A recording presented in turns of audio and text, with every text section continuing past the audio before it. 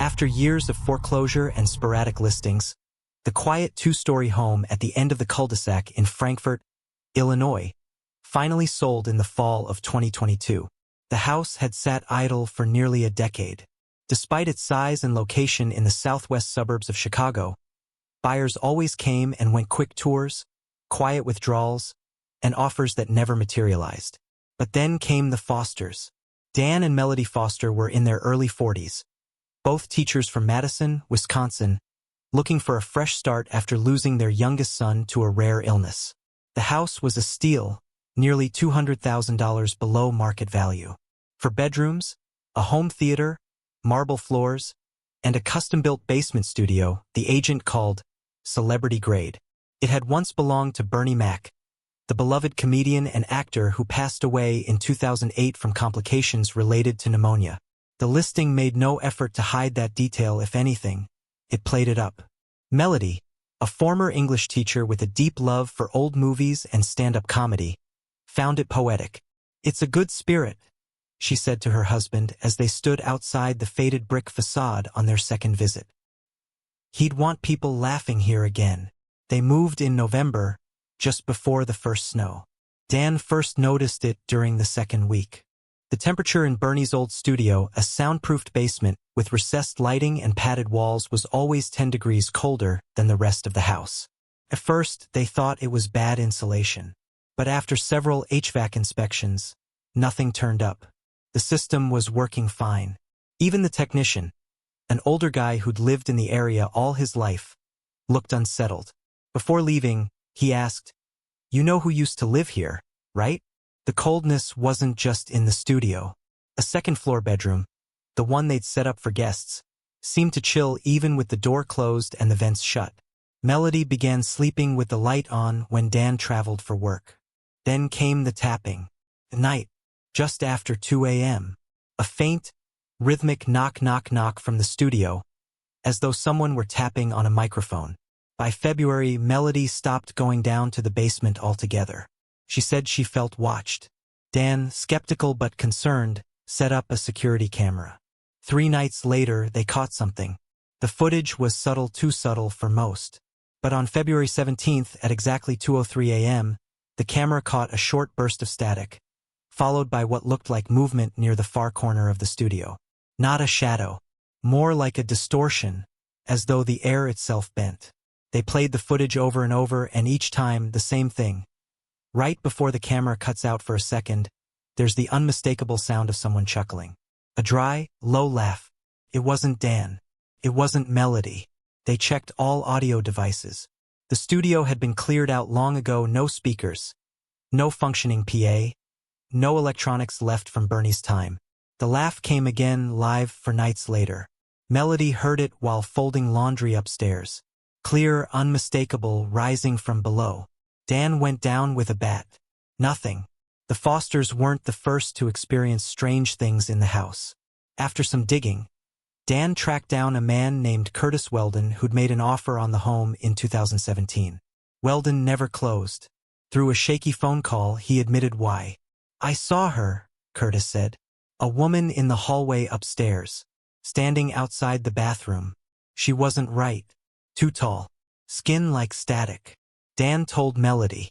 That same night, around 3:15 a.m., Melody woke up screaming. She had dreamed of a woman with no eyes standing at the foot of the bed, whispering the name Bernard again and again in a low, broken tone. The next morning, the house smelled faintly of cigar smoke. Bernie Mac was known to smoke cigars, especially during recording sessions. By April, things escalated. Light bulbs flickered constantly. Doors closed on their own. Music, old jazz, could be heard faintly through the vents, though no radios were on. Melody broke down one afternoon in the kitchen, crying and mumbling that the house wants a stage. She began placing chairs in the basement, facing the far wall and speaking to it. Dan begged her to stop. That night, while lying in bed, Dan heard a voice through the wall, his wall, not Melody's side. It was a man's voice, deep, familiar somehow, whispering, "They don't laugh like they used to." Dan packed their bags the next morning. They moved out by summer, left most of the furniture, filed no lawsuits, gave no interviews. As of 2024, the house remains vacant again. Unlisted. Neighbors say no one's been in or out for months. But if you walk by at night, especially in late summer, sometimes the studio lights flicker back on. And if you listen closely, you might just hear it: a mic check, a low laugh, and a whisper through the air. I'm still here, baby. Still got the light on. Don't forget to subscribe and like if you liked this story. They didn't go far.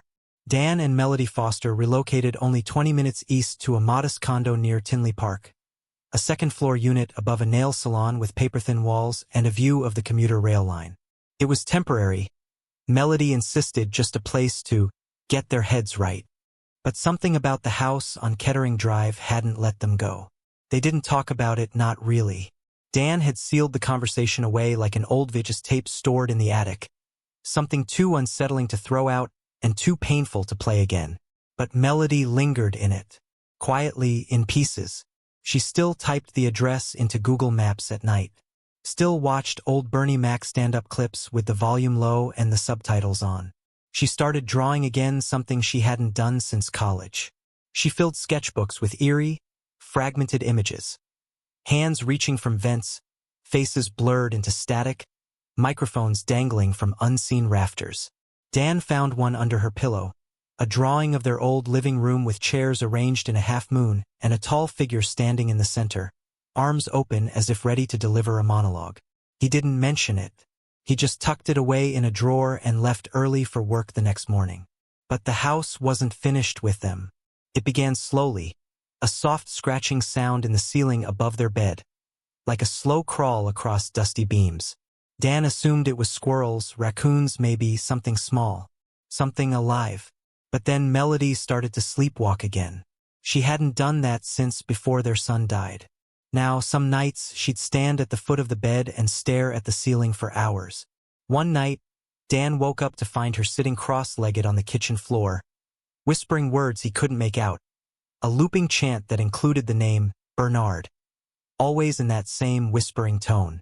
When he touched her shoulder, she jolted like a corpse touched by current and screamed loud enough to shake the frame of the apartment. The neighbors pounded the walls. Sirens never came. Dan didn't tell Melody he was going back. He told her he had an all-day teacher workshop in Naperville. She was distant that morning, sitting by the window, holding a cup of cold coffee and staring at the parking lot as if she were watching a movie only she could see.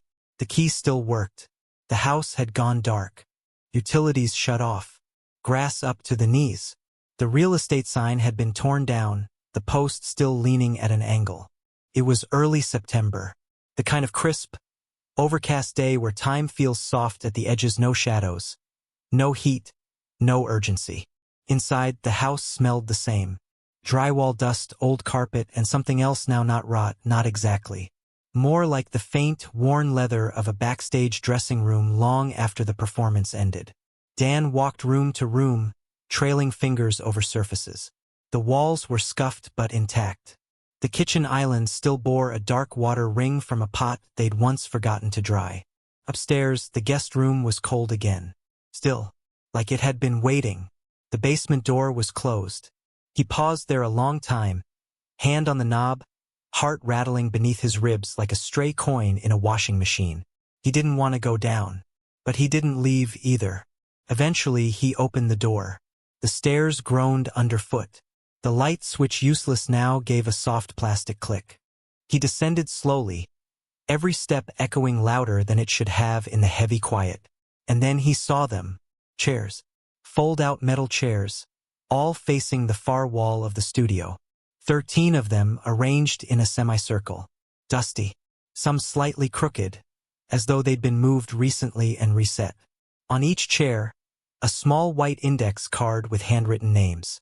Sarah. Curtis. Daniel. Melody. He stopped breathing when he saw his own name. The card was weighted down with an old cigar but dry, gray at the edges. In the far corner, under the recessed lighting, a microphone stand had been reassembled.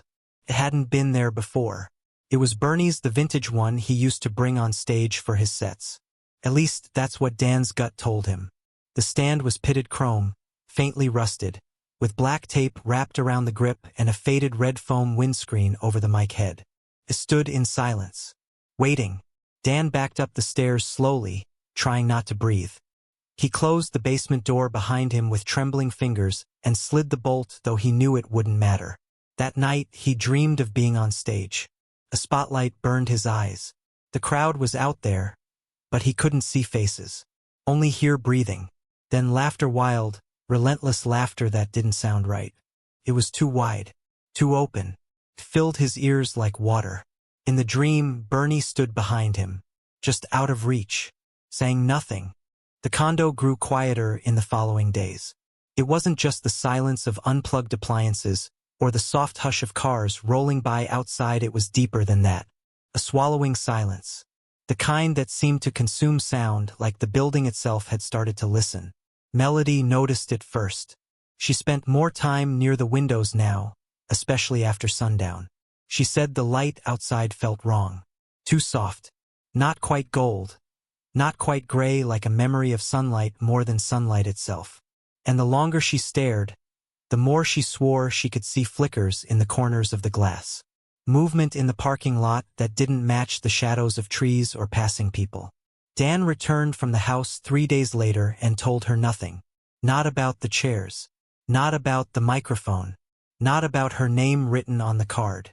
He simply came home and dropped his bag and sat in the kitchen without speaking. Melody didn't ask. She knew. Her eyes were darker now, ringed in a kind of shadow that sleep never touched. She'd begun muttering again, this time during the day, in front of students, at the grocery store. Once, while brushing her teeth, Dan heard her humming an old jazz standard through the closed bathroom door, a tune he couldn't name but felt like it belonged in a velvet lounge half a century ago. And then the light started. It was first seen at 3:11 a.m., just as the clock on Dan's phone silently shifted from 3:10. A soft blue glow from beneath their bedroom door.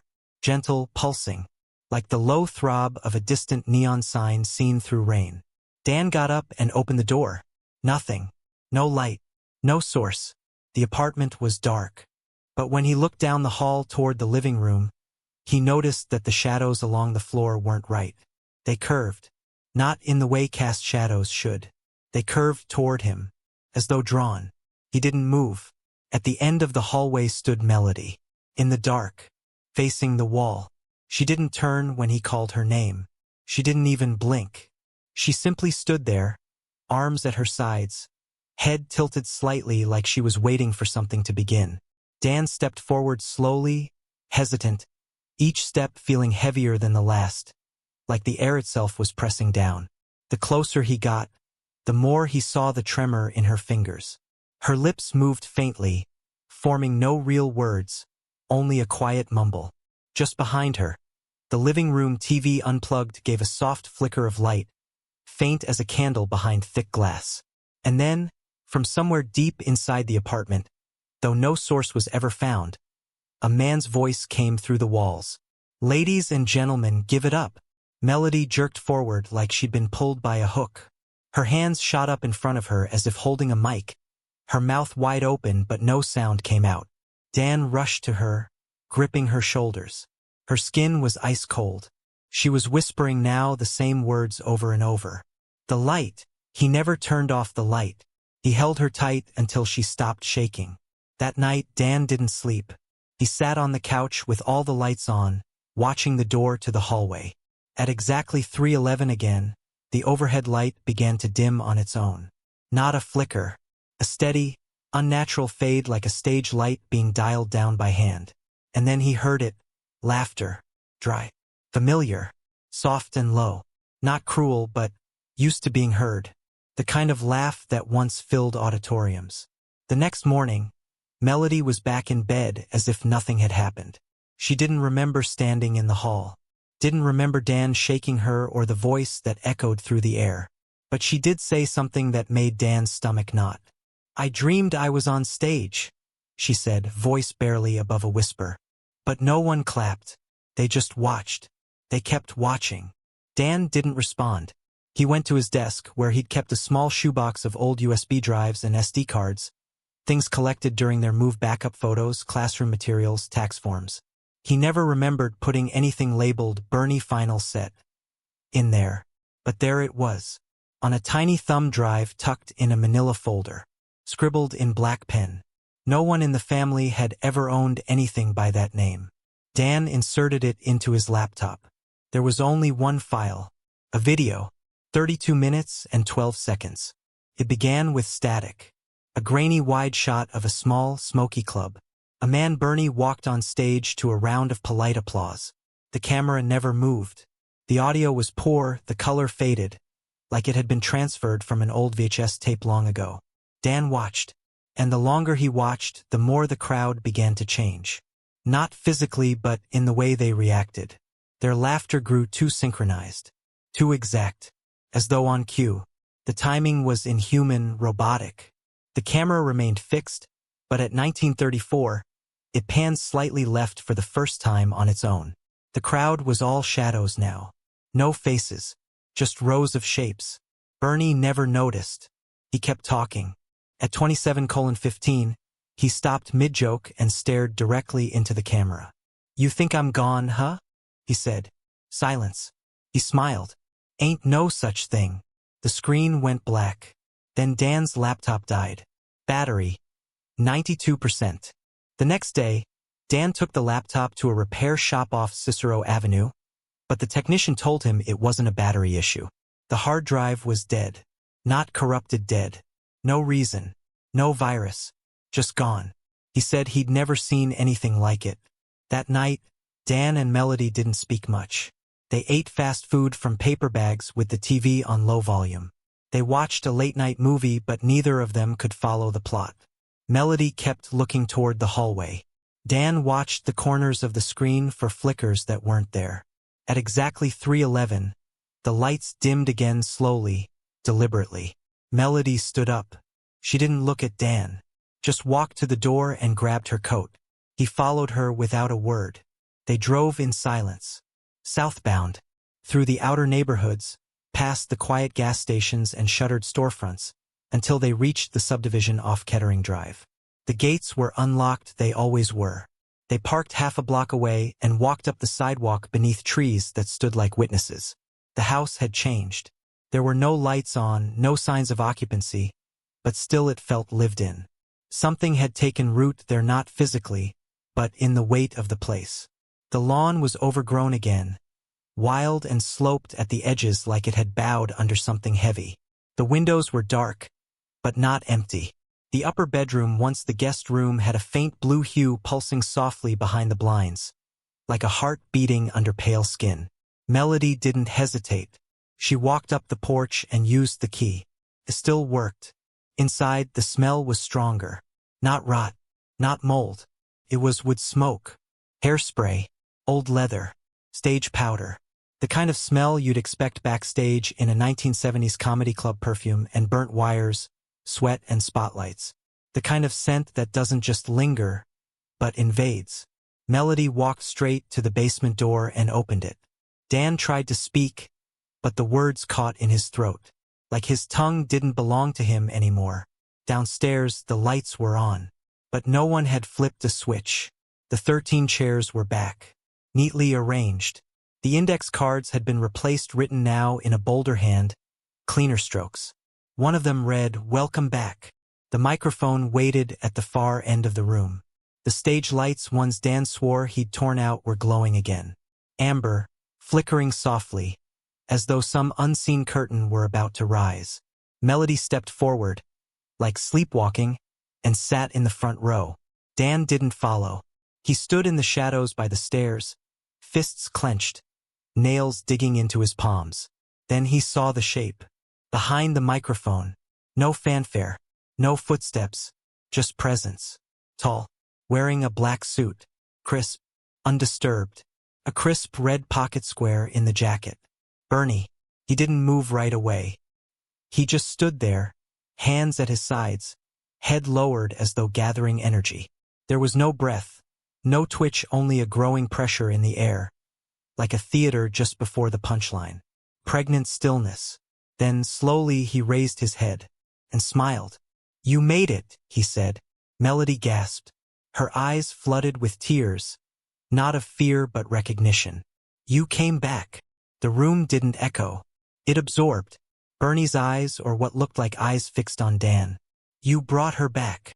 Dan stepped backward, toward the stairs, but found the steps had vanished. The stairwell was no longer behind him. Just more chairs. More stage. He turned in a circle. The basement had changed shape. No longer rectangular, no longer cement-walled and narrow. It stretched outward in every direction.